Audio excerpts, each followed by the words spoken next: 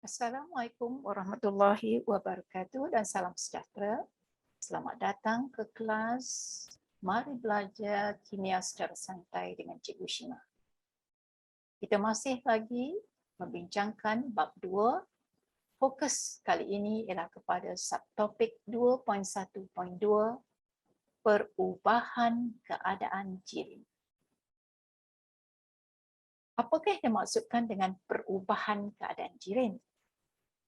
Jirim boleh berubah dari satu keadaan ke satu keadaan lain apabila dipanaskan atau disejukkan. Kita tahu bahawa jirim boleh wujud dalam 3 keadaan, iaitu pepejal, cecair dan gas. Jadi pepejal boleh berubah kepada cecair, cecair boleh berubah kepada gas. Itu maksudnya yang jirim boleh berubah keadaan. Ini adalah perubahan fizikal dan berbalik. Perubahan fizikal maksudnya perubahan yang berlaku disebabkan oleh pemanasan atau penyejukan. Berbalik bermaksud pepejal boleh bertukar menjadi cecair, sebaliknya cecair boleh bertukar semula menjadi pepejal. Tiada perubahan kimia berlaku bila jirim berubah keadaan. Contohnya ais apabila melebur menjadi air, sifat kimia ais dan air adalah sama. Jadi mari kita lihat apa yang berlaku semasa pemanasan. Haba diserap oleh jirim, tenaga kinetik zarah-zarah jirim bertambah. Sebab semasa pemanasan kita membekalkan tenaga haba. Tenaga haba diserap oleh jirim dan apabila tenaga haba jirim tinggi, maka tenaga kinetik zarah-zarah jirim pun bertambah. Menyebabkan pepejal boleh bertukar menjadi cecair dan cecair boleh bertukar menjadi gas. Sebaliknya, apabila jirim disejukkan, haba dibebaskan oleh jirim, kandungan tenaga haba jirim rendah, maka tenaga kinetik jirim-jirim pun berkurang. Dengan itu, gas akan berubah menjadi cecair dan cecair berubah menjadi pepejal. Setiap perubahan ini mempunyai namanya yang tersendiri. Jadi mari kita lihat nama bagi proses perubahan keadaan jirim. Pepejal bertukar menjadi cecair. Proses perubahan ini dipanggil peleburan. Apabila cecair bertukar menjadi gas, proses perubahan ini dipanggil pendidihan. Perubahan cecair menjadi gas boleh juga dinamakan penyejatan. Kita akan bincangkan perbezaan dua perubahan ini, pendidihan dan penyejatan. Pepejal boleh terus berubah menjadi gas tanpa terlebih dahulu membentuk cecair. Perubahan ini dikenali sebagai pemejalwapan. Apabila disejukkan, gas boleh berubah menjadi cecair. Proses perubahan ini dipanggil kondensasi. Perubahan cecair menjadi pepejal dipanggil pembekuan. Gas juga boleh terus berubah menjadi pepejal tanpa membentuk cecair. Perubahan ini dipanggil pengendapan.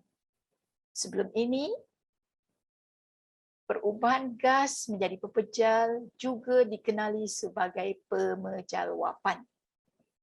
Tapi mengikut silibus KSSM, istilah baru digunakan untuk menjelaskan atau menamakan proses perubahan gas kepada pepejal. Istilah itu ialah pengendapan. Jangan lupa. Kalau rujuk buku lama, mungkin anda akan jumpa pemejawaban dalam kedua-dua proses ini. Tapi sekarang, untuk gas kepada pepejal dipanggil pengendapan. Mari kita bincang setiap proses dari segi perubahan keadaan dan penerangan ringkas bagaimana perubahan itu boleh berlaku. Mula-mula kita tengok dulu proses peleburan. Ini adalah perubahan keadaan daripada pepejal menjadi cecair dan berlaku pada satu suhu tertentu yang dipanggil takat lebur. Ingat, peleburan ialah perubahan pepejal menjadi cecair pada takat lebur bahan. Bagaimana peleburan berlaku? Pepejal menyerap tenaga haba apabila dipanaskan, tenaga kinetik zarah-zarah pepejal bertambah dan zarah-zarah bergetar dengan lebih cepat. Pemanasan menyebabkan daya tarikan antara zarah-zarah menjadi semakin lemah. Akhirnya pada satu takat, zarah-zarah mempunyai cukup tenaga untuk mengatasi daya tarikan dan zarah-zarah bergerak bebas. Pepejal pun melebur dan bertukar menjadi cecair. Takat di mana pepejal bertukar menjadi cair dipanggil takat lebur bahan. Jadi, takat lebur ditakrifkan sebagai suhu. Ini dia kata kunci dia, ya. Suhu tetap di mana pepejal melebur dan bertukar menjadi cair. Suhu kekal tidak berubah sehingga semua pepejal melebur. Proses kedua ialah pendidihan. Perubahan keadaan berlaku ialah cecair bertukar menjadi gas dan perubahan ini berlaku pada takat didih bahan. Ini dia. Cecair bertukar menjadi gas dipanggil pendidihan dan berlaku pada takat didih bahan. Bagaimana pendidihan boleh berlaku? Cecair menyerap tenaga haba apabila dipanaskan, maka tenaga kinetik zarah-zarah cecair akan bertambah dan zarah-zarah akan bergerak dengan lebih cepat. Pada satu takat, zarah-zarah mempunyai cukup tenaga untuk mengatasi daya tarikan dan zarah-zarah terpisah jauh daripada satu sama lain dan bergerak laju secara rawak. Cecair mendidih menjadi gas. Takat di mana cecair bertukar menjadi gas itu dipanggil apa? Takat didih bahan. Jadi apakah takrifan takat didih? Ialah suhu. Sekali lagi, kata kuncinya ialah suhu, ya. Takat didih ialah suhu tetap di mana cecair mendidih dan bertukar menjadi gas. Seperti mana takat lebur, takat didih ni juga kekal sehingga semua cecair telah berubah menjadi gas. Tahukah anda bahawa takat didih bahan dipengaruhi oleh tekanan persekitaran? Semakin tinggi tekanan, semakin tinggi takat didih. Mari kita lihat contoh takat didih air di 3 tempat berikut. Pertama, di puncak Everest, yang ketinggiannya ialah 8,848 meter atas paras laut. Tekanan di puncak Everest ni lebih rendah daripada 1 atm. Didapati takat didih air hanyalah 69.9 darjah Celsius. Jauh lebih rendah daripada takat didih air pada 1 atm iaitu 100 darjah Celsius. Tempat kedua ialah tanah datar seperti di Malaysia, macam di Seremban, tempat di mana saya berada sekarang ni. Kawasan ini berada pada paras laut. Tekanan udaranya ialah 1 atm takat didih air ialah 100 darjah Celsius. Adakah terdapat kawasan yang tekanannya melebihi 1 atm? Ada. Tempat tu dikenali sebagai Laut Mati. Ini dikenali sebagai tempat yang terendah di dunia. Berada pada kedudukan 427 meter bawah paras laut. Jadi, kalau di bawah paras laut, tekanan udara lebih tinggi daripada 1 atm. Jadi, bila tekanan udara lebih daripada 1 atm, takat didih air di kawasan Laut Mati ini ialah 101.4 darjah Celsius. Jadi contoh ini jelas menunjukkan bahawa takat didih bahan dipengaruhi oleh tekanan persekitaran. Semakin tinggi tekanan, semakin tinggi takat didih.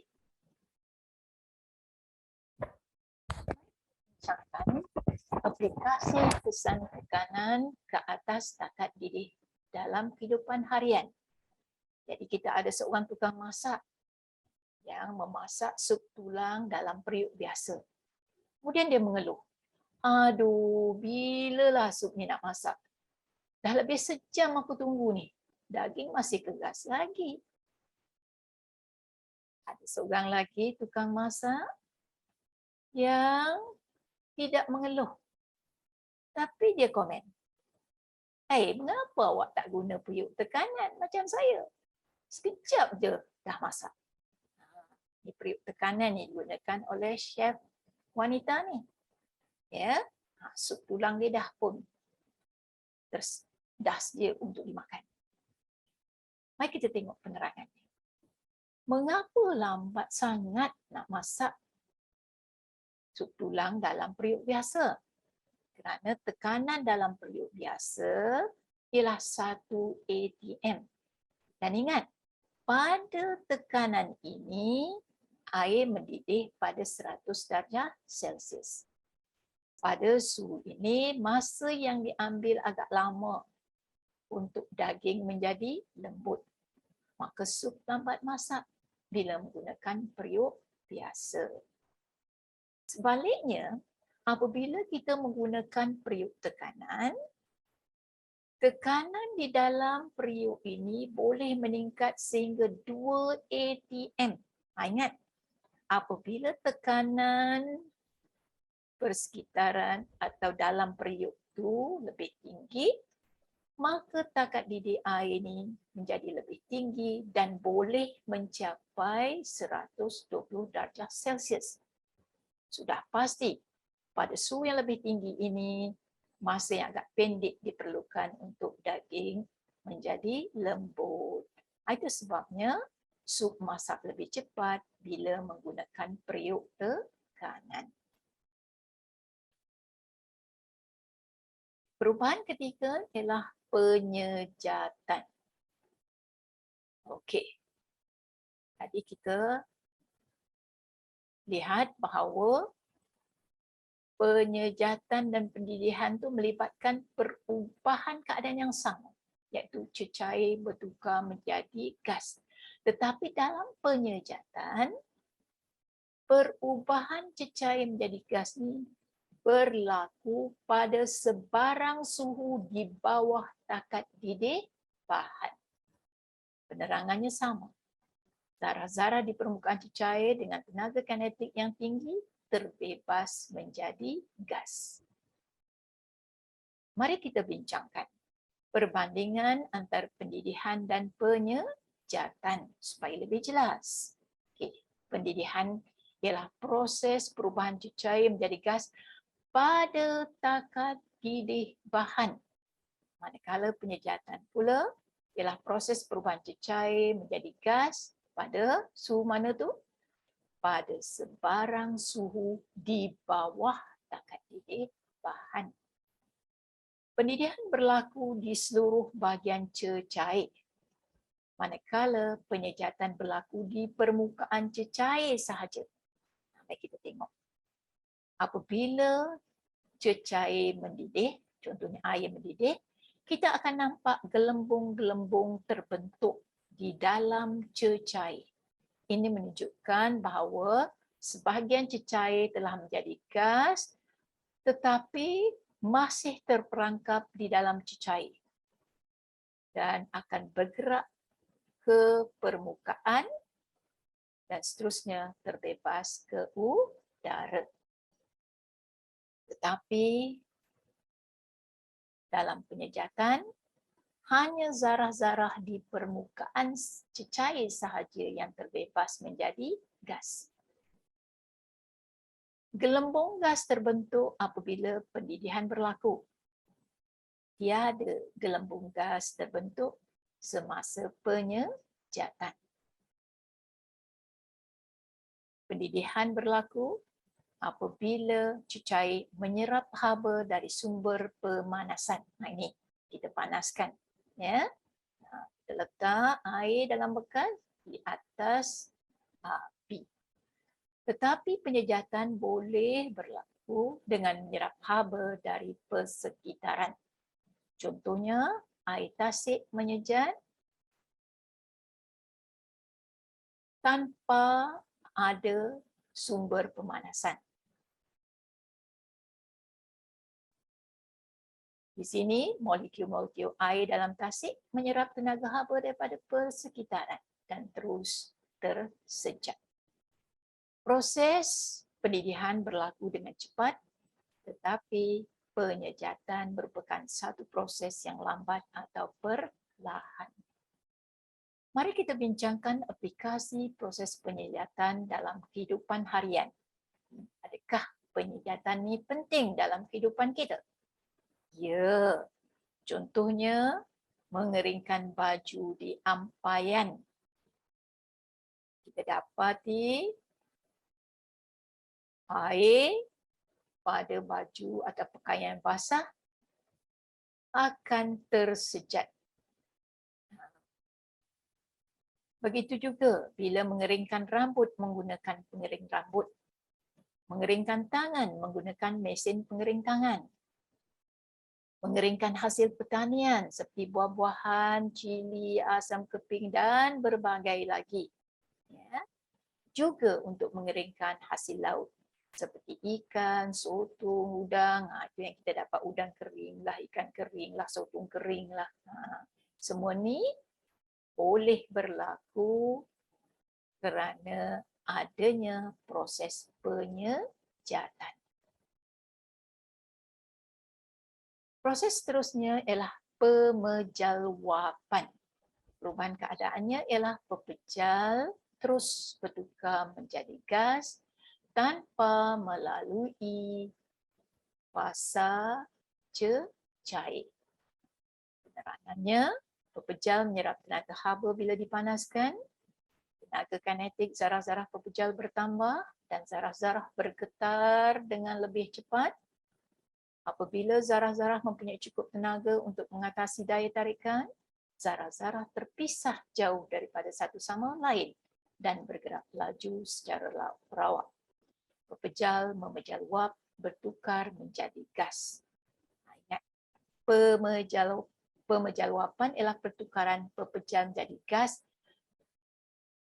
tanpa berubah menjadi cecair terlebih dahulu.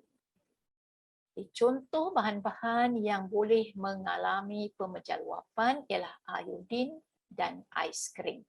Ais kering ni ialah pepejal karbon dioksida dengan suhu yang sangat rendah, iaitu negatif 78 darjah Celsius.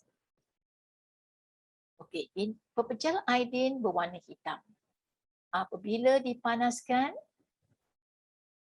iodin akan memejal wap membentuk wap iodin yang berwarna ungu. Okey. Pepejal ais kering berwarna putih. Apabila dipanaskan, ais kering memejal wap menghasilkan wasap putih. Tahukah anda bagaimana ais kering dihasilkan? Ya. Macam mana ais kering dihasilkan? Tahu cikgu? Kita mampatkan gas karbon dioksida menggunakan tekanan yang tinggi. Ya, betul. Ais kering dihasilkan dengan memampatkan gas karbon dioksida di bawah tekanan yang tinggi. Mari kita bincangkan aplikasi proses pemejalwapan dalam kehidupan harian. Kenal yang ini? Ini ialah ubat gegat. Jadi ubat gegat ni sebenarnya ialah naftalena. Itu nama kimia dia, ya. Bahan ini boleh memejalwap pada suhu bilik. Selalunya kita letak ubat gegat kat mana? Ya, kita letak dalam almari pakaian. Apa tujuannya? Nak menghalau lipas. Kita ada bahan pewangi tandas yang biasanya kita letak di tandas supaya tandas berbau wangi. Ais kering digunakan untuk pembenihan awan bagi menggalakkan hujan. Ini dia. Ya, selalunya ais kering ditaburkan daripada kapal terbang supaya boleh menggalakkan hujan. Ais kering juga digunakan untuk membuat kesan kabus dan asap semasa pertunjukan pentas. Wow, nampak macam orang tu duduk dalam asap atau kabus. Proses seterusnya ialah pembekuan. Perubahan keadaannya ialah cecair bertukar menjadi pepejal berlaku pada takat beku bahan. Dia cecair berubah menjadi pepejal. Proses ini dipanggil pembekuan. Bagaimana ianya berlaku? Bila cecair disejukkan, tenaga kinetik zarah-zarah cecair berkurang. Zarah-zarah bergerak dengan lebih perlahan. Daya tarikan antara zarah-zarah pun menjadi semakin kuat sehingga pada satu takat, zarah-zarah tidak boleh bergerak bebas lagi, tetapi hanya bergetar pada satu kedudukan tetap. Cecair membeku menjadi pepejal. Takat di mana cecair bertukar menjadi pepejal dipanggil takat beku bahan. Jadi takrifan takat beku ialah suhu tetap di mana cecair membeku menjadi pepejal. Sekali lagi, suhu kekal tidak berubah sehingga semua cecair membeku. Tahukah anda bahawa takat beku dan takat lebur bagi suatu bahan tulen adalah sama? Contohnya, takat beku air ialah 0 darjah Celsius. Takat lebur ais juga 0 darjah Celsius. Ini dia. Untuk membekukan air menjadi ais, ianya mestilah disejukkan ke suhu 0 darjah Celsius. Pada suhu yang sama, ais melebur menjadi air. Proses seterusnya ialah kondensasi. Perubahan yang berlaku ialah gas bertukar menjadi cecair. Kemudiannya, gas bertukar menjadi cecair. Proses dipanggil kondensasi. Bila gas disejukkan, sekali lagi tenaga kinetik zarah-zarah berkurang. Zarah-zarah bergerak dengan lebih perlahan. Akhirnya daya tarikan antara zarah-zarah menjadi semakin kuat sehingga zarah-zarah menjadi lebih rapat. Gas pun bertukar menjadi cecair. Mari kita bincangkan contoh proses kondensasi wap air di udara. Contohnya, pembentukan embun di waktu malam apabila suhu agak rendah. Jadi wap air di udara akan terkondensasi membentuk embun yang melekat pada hujung rumput atau pada daun-daun. Pembentukan awan jauh di udara suhu agak rendah, uap air terkondensasi membentuk titisan air yang berkumpul membentuk awan. Pembentukan kabus. Ini biasanya berlaku di kawasan sejuk atau bila suhu agak rendah. Waktu subuh, waktu pagi atau di tempat tanah tinggi seperti di Cameron Highland atau di Fraser Hill. Biasa kita lihat kan, cermin kereta jadi berkabus apabila kita pasang aircon pada waktu pagi. Ini biasa juga kita lihat pembentukan titisan air pada dinding luar gelas yang berisi air sejuk. Kerana wap air di udara akan terkondensasi apabila bersentuhan dengan permukaan kaca yang sejuk. Proses seterusnya ialah pengendapan. Ini ialah perubahan gas terus menjadi pepejal tanpa membentuk cecair. Gas terus tukar jadi pepejal. Itu kita panggil pengendapan. Ini berlaku apabila gas disejukkan, menyebabkan tenaga kinetik zarah-zarah berkurang dan zarah-zarah bergerak dengan lebih perlahan.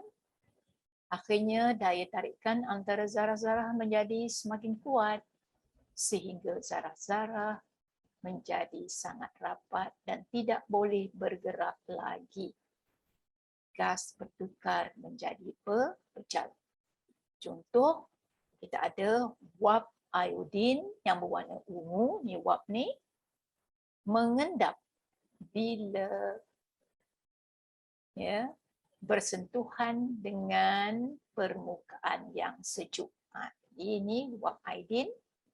Dalam bekas ni kita ada ais, jadi dasar bekas ni sejuk.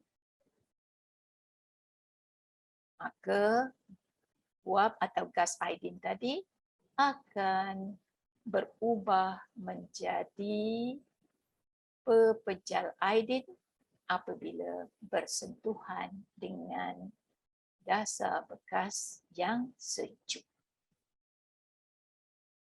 Tahukah anda bahawa proses pengendapan membentuk embun beku atau frost? Yang ini berlaku di negara-negara sejuk. So, embun beku ialah embun atau lapisan nipis ais pada permukaan yang padat. Contohnya embun beku pada ranting, embun beku pada rumput, embun beku pada daun. Ini berlaku apabila wap air dalam udara bersentuhan dengan permukaan padat yang suhunya berada di bawah takat beku air. Apabila suhu di negara-negara sejuk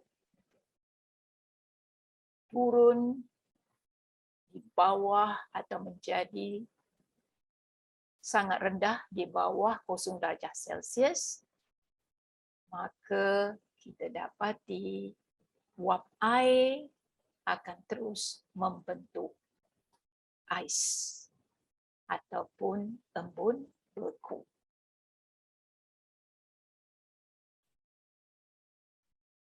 Keadaan fizik suatu bahan pada suatu suhu tertentu bergantung pada takat lebur dan takat didihnya.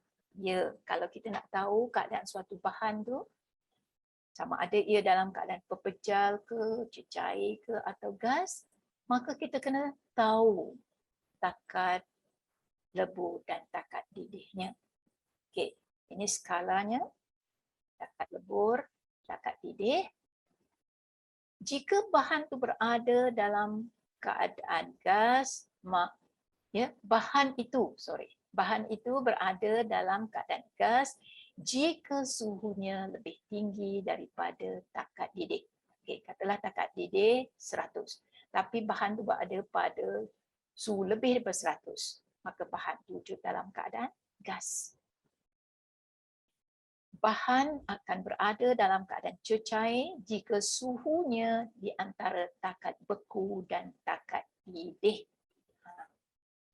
Contohnya, air pada suhu 28 darjah Celsius, itu suhu bilik. Ya. 28 darjah Celsius ialah antara takat lebur air, ais 0 darjah dengan takat didih air 100. Maka air pada suhu bilik wujud dalam bentuk cair. Suatu bahan adalah dalam keadaan pepejal jika suhunya lebih rendah daripada takat bekunya. Okey. Jadi kalau kita nak menentukan keadaan fizik suatu bahan, kena rujuk skala ini. Tentukan takat lebur, takat didih dan tengok suhu di mana bahan itu berada. Boleh kita tentukan keadaan fiziknya. Okey, mari kita buat latihan ini bersama. Tentukan keadaan bahan-bahan berikut pada suhu yang dinyatakan. Okey, kita ada beberapa bahan di sini. Yang pertama ialah natrium klorida. Jadi kita gunakan skala ni, ya. Okey. Macam yang saya kata tadi, kalau kita nak menentukan keadaan bahan pada suhu yang diberi, kita kena tengok takat lebur, takat didihnya. Baik. Natrium klorida, takat leburnya 801.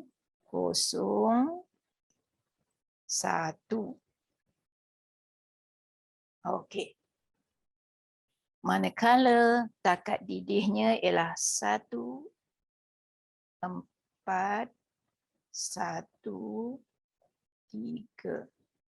Okey. Sekarang kita tengok ia berada pada suhu apa? Pada suhu 100. Mesti bawah 800 kan? So tengoklah. Ia berada dalam keadaan apa? Pepejal. Itu sebab natrium klorida, walaupun kita panaskan ke suhu 100 darjah Celsius, ia masih wujud dalam keadaan pepejal. Sekarang kita tengok pula bahan kedua, magnesium oksida. Okey, magnesium oksida, takat leburnya 2825. Ya, sangat tinggi. Takat didihnya 3600 darjah Celsius. Sekarang ditanya, magnesium oksida ni pada suhu bilik ni.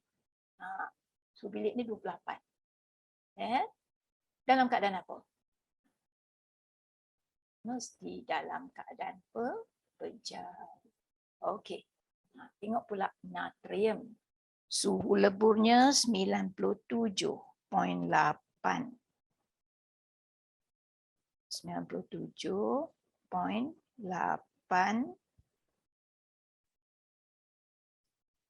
Manakala suhu didihnya 881.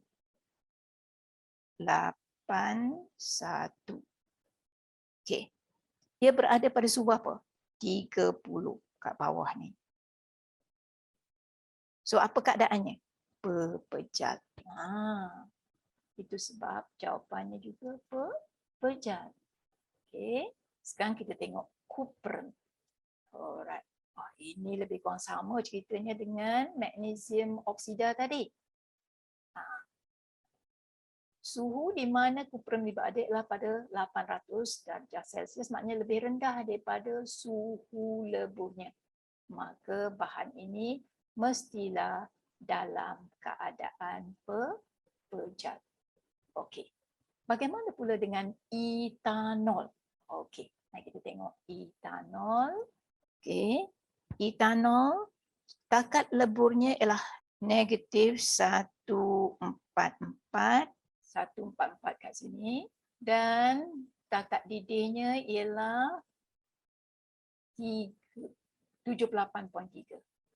Dia berada pada suhu 30 darjah Celsius. maka ia wujud dalam keadaan cair. Begitulah seterusnya. Yang lain-lain tu.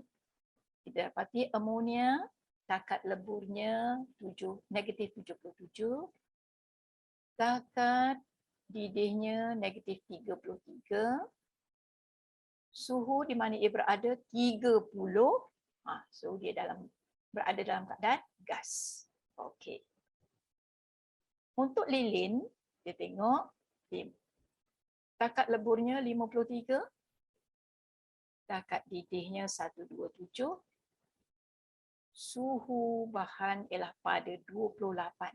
So ianya mesti berada pada keadaan pejal. Jadi kalau kita nak menentukan keadaan bahan, mesti kita tahu takat lebur dan takat didihnya dan gunakan skala ini bagi memudahkan kita mendapatkan jawapan. Okey, itu saja yang kita dapat bincangkan kali ini. Sehingga bertemu di lain kali dalam video seterusnya. Assalamualaikum warahmatullahi wabarakatuh.